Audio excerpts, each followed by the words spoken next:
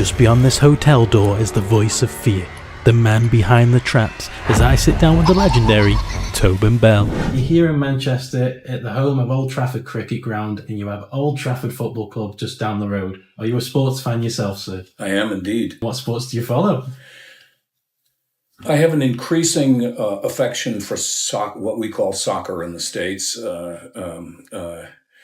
It's football over here, but baseball is my sport. I know a lot of people feel it takes too long, but that's one of the aspects of it that I like. Yeah. I like the fact that there's no clock, and the game can be 2 hours or it can be 5 hours. It just depends on how the game goes, which to me is an attractive aspect. So the fact that Saw is still one of the most recognizable horror franchises in the world is absolutely incredible.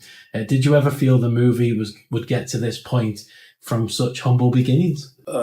Not until after we did Saw 2, when I had a sense by that time of the potential of John Kramer's character, and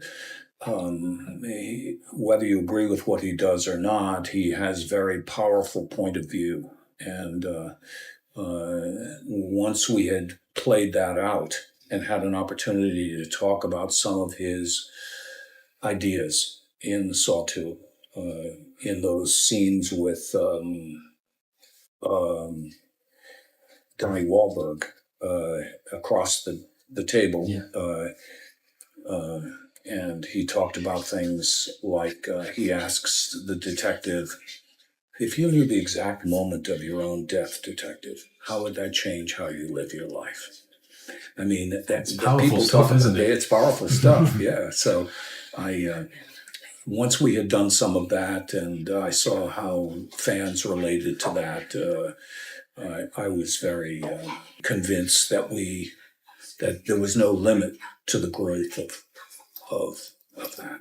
Okay, brilliant. Well, over the years, I've been a big prop collector, and Saw is probably the biggest horror franchise group of collection of props that I actually own. So I wanted to ask you, Tobin, if you could pick one prop or one trap from the series to keep for yourself, what would you choose? What's your favorite?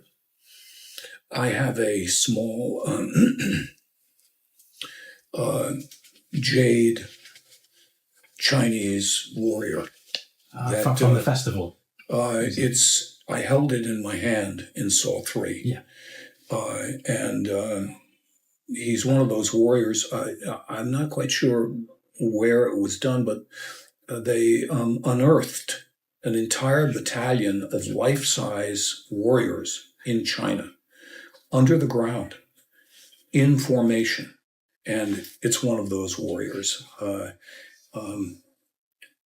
I have that on a shelf at home, and I keep it close by. Yeah, well, with you just mentioning before about how powerful some of the things that John Kramer says and the symbolism of that item itself and how that intertwines in the story, it really makes Saw much deeper than the gore sort of fest that it's normally advertised as. It really goes beyond, levels of that, and it gets to a deeper meaning beyond the meaning of life and how you treasure one's life. And fans recognize and appreciate that as much as they do.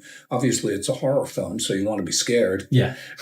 So I don't minimize the importance of that. But if you can do both at the same time, that's good. Yeah. That comes down to the writers.